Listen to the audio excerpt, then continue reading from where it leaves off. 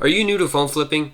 Do you feel like you don't have enough information or knowledge to succeed? I know exactly how you feel because I was in your shoes just a few months ago. But I'm about to share with you 3 things that I started doing to completely change how I run my phone flipping business so that I become more efficient and I can make more money. Now make sure you watch through the whole video because I promise you won't want to miss any of these tips. But now let's get into it. Tip number 1 is going to be to make a spreadsheet. Now, a lot of people neglect this when they first start out, but it's super important. A spreadsheet or some sort of bookkeeping system is going to be essential, not just for tax purposes, but also so that you know how much profit you're making. And it would also be impossible to just remember how many phones you have, how much you bought each phone for, what the specifics are of each phone, and just keeping track of all that is going to be impossible, especially if you're doing big volume. So keeping track of all of that information on a spreadsheet is going to make things way easier. Now, if you're lazy and you don't want to learn spreadsheets, I do have a service where I can make a spreadsheet for you. So for only $15, it'll change your business, so don't sleep on it. Just hit me up on Facebook at Zaid Clack. I'll leave a picture on my profile so that you can message me. But now let's get into the next tip. Tip number 2, always know where you're going to sell the device before buying it. Before even giving a quote on a device, I always make sure that I know where I would sell it first. So here's my general rule of thumb. For brand new phones, I always sell these to a direct buyer. They don't sell as quickly when I sell them locally on OfferUp and Facebook.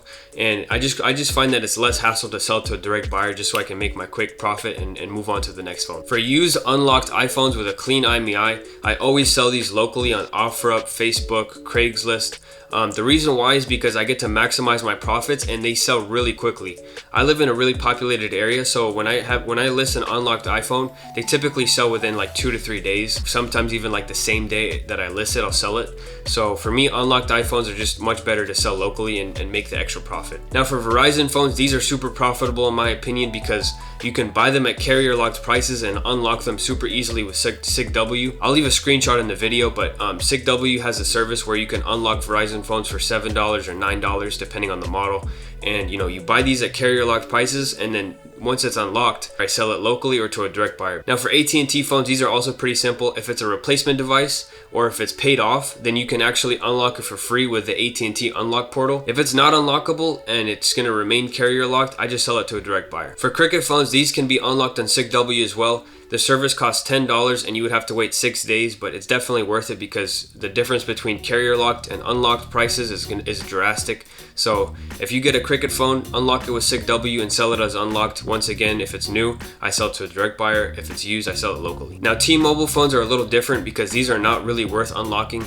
There's no really efficient way to unlock these because all of the methods either take way too long, they don't have a high success rate, or they're super expensive, or sometimes all 3. So I don't bother unlocking T-Mobile phones. If I buy a T-Mobile phone, I just sell it to a direct buyer because chances are if I sell it locally, it's going to get blacklisted for non-payment, so that you never want that to happen. So just sell it to a direct buyer. Now for cracked and damaged devices, so if a phone has a bad camera or the screen is cracked or the back is cracked, whatever it is, if it's damaged at all, then what I do is I sell it on eBay because eBay will make the best profit. Typically, direct buyers make a huge deduction if a phone is damaged, and it's not even worth quoting based on a direct buyer's price. So iCloud locked, I always sell these to a direct buyer. I have a guy who has a phone repair store.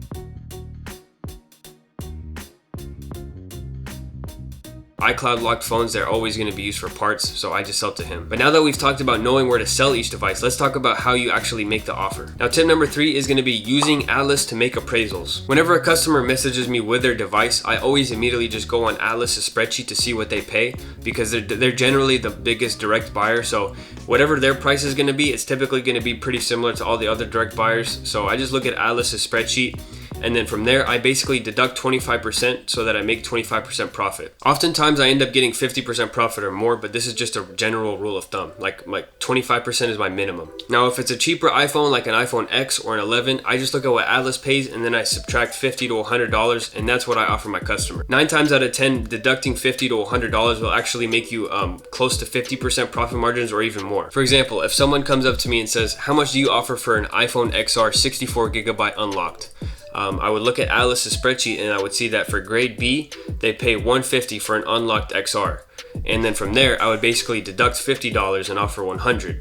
So from there, Since it's an unlocked device, what I would do is I would buy that device for $100, and instead of selling to Atlas, I could list that phone for $50 to $100 more than what Atlas pays. So basically, if Atlas pays $150, I would list it locally for $200, $250. That's typically how I price my phones when I'm selling locally. I just look at what Atlas pays and then charge $50 to $100 more when I'm listing on OfferUp or whatever. Now, if it's a newer phone, like a brand new 13 Pro Max, that's when I would subtract 25 to 40%. The reason why is because it wouldn't make sense to aim for $50 profit on a $700 phone. So that's why I do that. Now, if the phone is damaged or cracked, that's when I would look at eBay, and I would look up similar phones to the one that I have and see what they sold for. So I'd filter by sold listings. I'd look at what they sold for. I would subtract the eBay fee, and then I would subtract roughly 25%, and that's what I would make my offer. I really quickly wanted to give you guys a bonus tip before I go, and the bonus tip is to not hold phones. This one isn't super complicated, but it's a mistake that I fell into when I first started. So you want to avoid holding phones because